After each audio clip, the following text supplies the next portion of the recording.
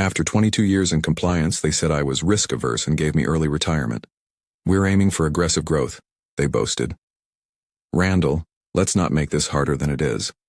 I stared at the word retirement on the letterhead like it was a joke written in Helvetica. Across the conference table, Scott, my manager for the last 5 years and a man who once wet himself during an audit, was trying to look paternal, like this wasn't a corporate mugging in broad daylight. After 22 years, this is how it ends, I said, still seated. The air smelled like new paint and betrayal. We're shifting direction, Scott said, as if that clarified anything. We're leaning into bold, disruptive, fast growth mode. And I'm too cautious? He winced. Risk-averse. The board thinks, look, it's early retirement, generous package, time to breathe. I looked at the room. New VP of strategy in heels sharp enough to puncture a tire. CFO with his smirk preloaded. 2 HR reps pretending they were only here for compliance. Irony, really. I noticed the envelope in front of me. Severance. NDA paperwork. A glossy benefits pamphlet featuring a beach and a guy who looked like he never worked a spreadsheet in his life. You're not even replacing me, I said. We've automated most of the compliance workflows, Scott replied almost cheerfully. There's a risk dashboard now. Real-time alerts, machine learning. He said the words like he understood them. Scott exhaled, visibly relieved. You've been great, Randall, truly. We'll miss your... But I was already walking out. The drive home was surreal, like I was watching my life from a distance, seeing the man who'd spent 22 years at Sigitech, checking boxes, building a foundation, working past midnight when a client needed a last-minute audit. The man who never took vacation because if he did, someone might slip through the cracks. The man who'd lived and breathed risk mitigation, compliance, and procedures that only made sense to those with an addiction to certainty. And now, I was that man walking out of the building with nothing but an envelope. Sigitech wasn't just a company, it was my company. At least it had been. The late nights working with the legal team, the endless regulatory updates, the painstaking attention to detail, all of it had come at a cost. But I'd accepted it. The trade-off was always the same. The stability of knowing exactly where the risks were, the peace of mind in knowing everything had been accounted for. It wasn't glamorous work, but it kept the wheels turning smoothly. It was my quiet pride, ensuring that the company I'd helped build wouldn't implode because someone missed a clause or took a shortcut. I'd made sacrifices, sure, but they were small ones, weren't they? Missing family dinners, not getting home in time for my son's school play, skipping vacations that I told myself I'd take once I caught up. I thought the work would matter in the end. I thought the long hours, the constant vigilance would make me indispensable. I should have known better. I watched the streets pass by, thinking about how many times I'd skipped out on life convinced that this was what mattered. A job that was more than just a paycheck. Sigitech had become my purpose. I sacrificed my health, my time, my relationships, all to make sure the company didn't miss a beat. When my daughter was born, I missed her. First steps. When my wife and I argued about how much time I spent at the office, I justified it by reminding her that I was securing our future.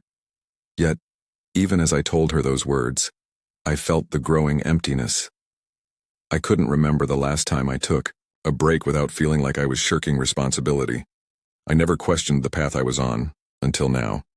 It wasn't just the betrayal of being replaced. It was the slow realization that I'd built my life on a foundation that didn't exist anymore.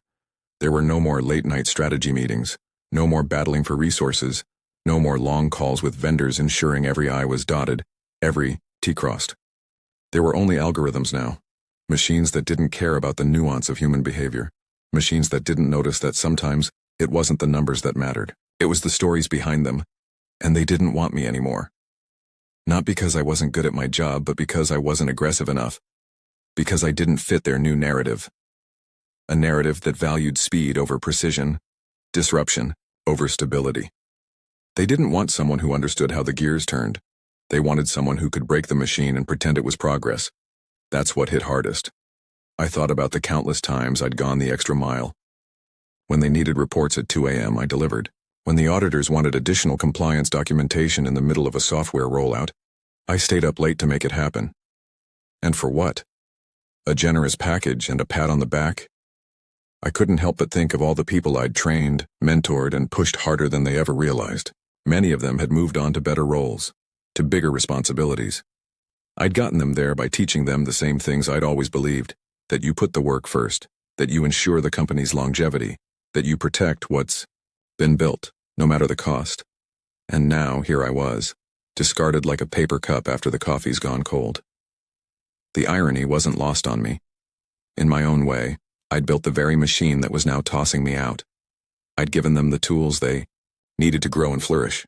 And now I was being told I was obsolete because I couldn't keep up with their obsession for growth at any cost. I wasn't just a casualty of bad corporate decisions. I was a victim of my own belief in the system. I had believed in the stability I had worked so hard to create. But now that the system was changing, I was the one left behind.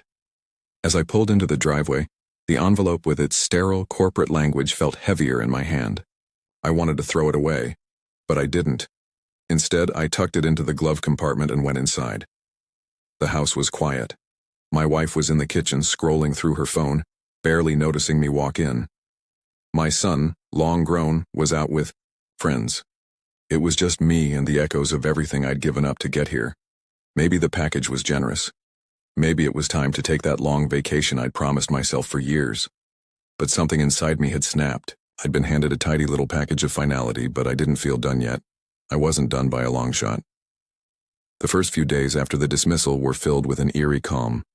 The chaos from the initial shock had faded into a dull, almost comforting silence. It was a new chapter, though it felt like a page had been torn out of my life. But as the world around me kept spinning, my mind had started shifting, rearranging the pieces I thought were long gone. I didn't need to jump back into the rat race immediately. No.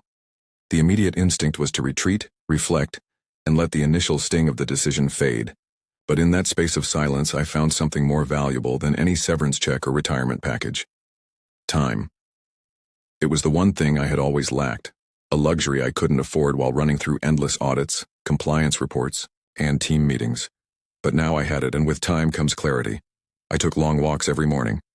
It was the only part of the day when I could hear my own thoughts, away from the noise of the world that expected me to be productive, efficient, and relevant. The irony of those words wasn't lost on me. I was now the one who could afford to be patient, the one who could plot, step by quiet step, without the constant barrage of deadlines hanging over me. I'd learned long ago that power wasn't just about doing things. It was about knowing when not to do anything. Most people react out of panic. They overcompensate. They scramble for a comeback, for revenge.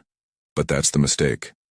Because real power comes from observation, from understanding how people move, how they think, how they feel. I didn't need to fight Sigitech's new aggressive growth strategy. I didn't need to prove that their model was flawed. I just had to wait for it to collapse under its own weight. That was the beauty of it. Growth at all costs is a dangerous game. People forget the most important thing. When you don't account for the variables, the things that can't be predicted or automated, that's where the cracks start to show. I wasn't ready to strike yet. I was waiting. Watching. Sigitech had made a mistake, thinking that the systems I'd helped build could be so easily replaced. They were only looking at the surface. They were measuring growth with broad strokes, ignoring the intricate, delicate balance that had kept everything running smoothly for so long. In the quiet of those early mornings, I started reaching out to old contacts, people I hadn't spoken to in years, back when I was in the trenches with them. Engineers, project managers, compliance officers, each one of them held a piece of the puzzle. Slowly, I began to collect fragments of the story I needed to weave. This wasn't just about me anymore. This was about them. About showing them how easy it is to fall when you stop caring about the details. I didn't want to just be an observer. I wanted to be the one pulling the strings. It wasn't about grand gestures, not yet. It was about knowing exactly when to step in and shift the balance, just enough to make the system fail. The first step was simple: lay the groundwork. Let them get too comfortable. Let them assume that the systems I had built were no longer necessary, that they had it all under control. That was their mistake. Soon, they'd see. Soon they'd learn what happens when you think you've outgrown the fundamentals. I wasn't angry anymore. I wasn't frustrated. I was, in fact, calmer than I'd ever been. Because in this stillness, I could feel the pieces moving, just out of sight. And when the time came, I'd be ready. I could feel the first stirrings of movement. The whispers, the looks, the uncomfortable silences in the halls of Sigitech. Things were already starting to slip. It wasn't visible to anyone else yet, but the foundations I'd put in place all those years ago were beginning to crack. And it wasn't me doing the cracking, I was simply holding the hammer. I hadn't made my move just yet, not the big one, but I'd made a series of quiet interventions, small shifts that no one would notice at first. A minor tweak here, an unnoticed slip there, and all of a sudden their so-called aggressive growth strategy was beginning to look less like a masterstroke and more like a house of cards. It wasn't sabotage, not yet. It was just adjustments. Carefully calculated, perfectly timed. I knew the systems better than anyone, more than just the software updates or the compliance protocols. They were my domain. The intricate web of processes that ran through Sigitech, every flicker and pulse of its infrastructure, was my blueprint. And while they thought they'd move past me, I knew their foundation was built on the very things I had refined and perfected. It was just a matter of time before their arrogance made them blind to it. The first move was small. I'd contacted a former colleague, someone who still worked in the IT department, a simple favor, nothing too flashy. Just a quick audit of their latest data backups, a check on the server logs. He was reluctant at first. The fear of crossing lines was palpable, but a few reminders of past favors and the subtle pressure of knowing who still held the keys to their system did the trick. He didn't even realize that in doing so, he'd just unwittingly triggered the first phase of their downfall. It wasn't a glitch, not yet. But over the next few weeks, their systems would begin to feel off. Slowdowns, unexplained delays, missing reports, the type of thing no one noticed until it was too late. I knew they'd panic when it hit them. Panic was the first sign of a mistake, the first ripple in the calm before the storm. In the meantime, I'd been keeping my ear to the ground, listening for cracks. And they were there. It started with a simple conversation I overheard at lunch. 2 mid-level managers discussing optimization and cutting costs. Their voices lowered, glancing around, but I could hear the underlying current of fear. They weren't sure if their new system was going to hold. The pressure was mounting and no one knew how deep the cracks went. Everyone was trying to solve the problem with quick fixes and band-aid solutions, but I knew better. This was just the beginning. I reached out again, this time to the finance department. There was always a little bit of under-the-table business going on in every company. Expenses fudged, invoices manipulated, slush funds just out of view. In a matter of days, I'd planted the seed of suspicion. A late-night email exchange here, a subtle reminder there. Financial inconsistencies, small ones, just enough to raise an eyebrow, were being uncovered. The kind of thing you couldn't ignore, but you also couldn't immediately trace back to one person. They would find themselves caught in a web of their own making, a place they couldn't escape. By the time the whistleblower hit, I knew they were in trouble. The system, as they'd built it, was already beginning to suffocate under its own weight. They were moving too fast. They were optimizing without understanding, replacing the human touch with code that had no soul. As their aggressive growth strategies took root, I had been silently slipping into their systems. Digital fingerprints, left in every crack. Data discrepancies, fake vendor accounts, delayed updates on critical reports, a few emails here, some dead-end leads there, and suddenly they were running a ship that couldn't navigate even the calmest of waters. But they had no idea where the storm was coming from. They couldn't see it yet. The next step was more direct, less subtle. I made contact with another former colleague in their HR department. A simple chat, just talking about old times. As we reminisced, I dropped the seed, a mention of an accidentally misfiled report, a small whisper about the low-level audits they'd neglected to update. All it took was a little nudge in the right direction, and suddenly the HR department was scrambling to fix oversights they didn't even know existed. As the days passed, the signs of a slow breakdown became more visible. At first, it was easy to pass it off as growing pains. A few glitches in the system, a couple of complaints from clients. But those problems snowballed. Small cracks became major fissures. A client emailed, asking about a missing contract. An audit review showed discrepancies in last quarter's inventory data. An operations team was locked out of a critical system update because the latest automated patch failed. These were just the surface-level issues, the ones that could easily be dismissed by anyone who didn't know better. But I knew what they meant, and all the while I kept in the background, observing, waiting for the right moment to pull the trigger. Because the beauty of this plan wasn't in its immediacy. It wasn't in the chaos that others would see. It was in the quiet inevitability of it all. By the time they noticed, it would be too late. The unraveling had begun.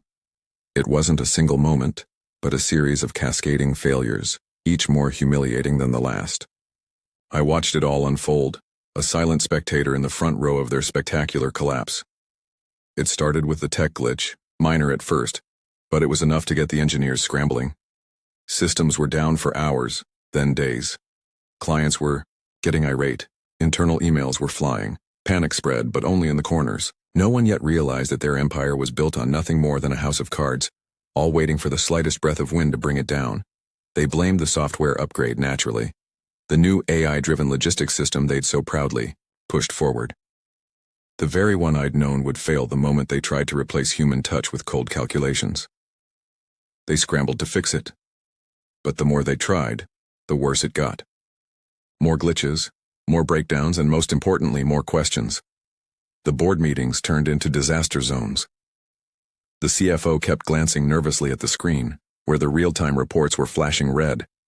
The VP of operations was sweating bullets, his usual bravado replaced by panic-stricken whispers with the CEO. No one could admit it aloud, but they knew something wasn't right. They had gambled everything on aggressive growth, and the odds were rapidly stacking against them. I kept my distance, of course. Let them work out the details. Let them fight their fires. I didn't need to be in the room to see the cracks widen. Then came the real blow. The finance audit. The discrepancies I'd planted weeks earlier, those tiny inconsistencies had multiplied. What started as a minor financial oversight snowballed into a full-blown audit disaster. Missing invoices, fake vendors, unexplained expenses. It was all there, waiting to be uncovered. And when it came to light, there was no turning back. Sigitech was drowning in a sea of financial chaos, unable to explain what had gone wrong. The first public signs of distress hit when investors started pulling out. Their quarterly earnings report was a disaster, riddled with errors and missing data. Panic swept through the shareholder meeting as their stock price plummeted. The same analysts who had once touted Sigitech as a future unicorn now had questions. Difficult questions. Questions no one could answer. It wasn't long before the rumors started to spread, fueled by anonymous leaks from inside the company. Whistleblowers, people who had once sung the praises of the new era at Sigitech, were now speaking out. The leaks came fast and furious. Confidential emails, deleted reports, evidence of internal corruption. The company's once pristine reputation started to crumble under the weight of its own failures. The final act of destruction was almost too perfect. It came when a group of disgruntled employees, those who had quietly been ignored, the ones who didn't buy into the growth at any cost mantra, banded together. They filed complaints with the SEC, the media, and the board.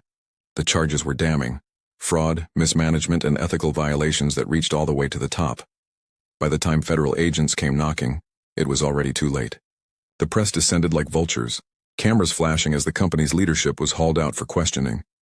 Their CEO, once a titan in the industry, now looked like a deer in headlights, his carefully constructed persona shattered in an instant. Board members who had once stood behind him now cowered in the shadows, afraid that their own involvement would be exposed. Amidst the chaos, I remained a ghost, watching from the sidelines. The strings I'd pulled had led them here, but I wasn't about to let anyone know how or why. This was the end of Sigitech. Their dream, their empire, their aggressive growth, all reduced to a series of scandals and a rapidly decaying brand. But they wouldn't know who had done it. Not right away. They would have their theories, their suspicions, but no concrete proof. That was the beauty of it. I had become the invisible hand, the unseen force that had dismantled everything they'd built. The collapse of Sigitech wasn't just the downfall of a company. It was a statement, a lesson in the cost of arrogance, a reminder that no one could ever afford to forget the value of those they overlooked. The dust had settled, and yet, it felt like the world was still vibrating from the shockwaves of the collapse. Sigitech was no more, its leadership shattered, its stock value a ghost of its former self, and its employees scattered like leaves in the wind. The chaos that had once consumed them now felt like a distant memory. The boardroom that had been the scene of frantic meetings, power struggles, and the usual corporate theatrics was now silent, empty. Even the air seemed different. Less tense, more subdued. And yet, despite all that had transpired, I felt no need to gloat. The victory had already been won. The whistleblower was gone, lost in the noise, their reports forgotten under layers of redacted documents and legal jargon. No one would ever know the truth. The audits, the leaks, the endless failures, it all pointed back to the same conclusion. Sigitech had imploded from within, but no one would ask why. It was always easier to blame the system, the technology, or the market, than to look at the deeper rot beneath.